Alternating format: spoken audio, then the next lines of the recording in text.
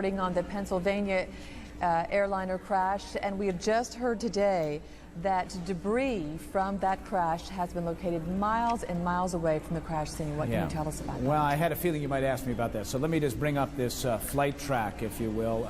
This is based on FAA radar data, and this is the flight of United Airlines Flight 93, which all the way up until it got to Cleveland appeared to be on its way to San Francisco, SFO, and then took this very, very sudden turn here. The transponder went off and made its way toward the Baltimore-Washington area, but ultimately, as we know, crashed here. Now, what happened? We haven't been able to determine, but we have a little bit of circumstantial evidence. First of all, yesterday we discovered that the passengers on board the plane, through phone calls to their families, had made the decision based on the knowledge that other planes had been hijacked, and they knew that one of the planes had gone into the World Trade Center. In a sense, they knew they were destined for something along those lines, made the decision to try to attack the hijackers. Now, we don't know exactly what happened next. We do know it did crash into that rural field, and we also know today that there is another debris field between 2 and 6 miles to the north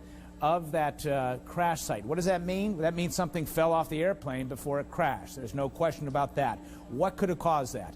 Perhaps a small explosion might have caused a piece of the aircraft to fall off.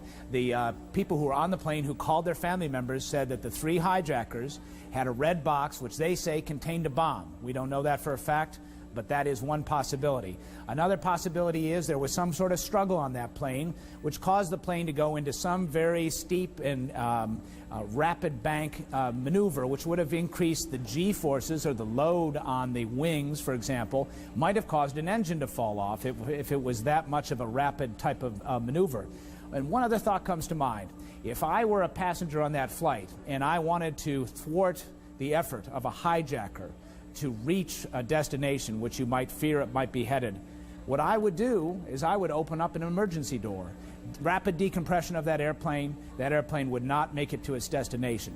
This is all in the level of speculation, but these are 3 areas to think about and look at as they continue to look in that debris field, and now this second debris field 2 to 6 miles away. Natalie? Miles, thank you. And again, the Attorney General Ashcroft saying they believe the black box will be found from that location today. And of course, we have these incredible cell phone calls, as we've heard loved ones calling their family from that plane to tell them what kind of situation they are in. We do want to make one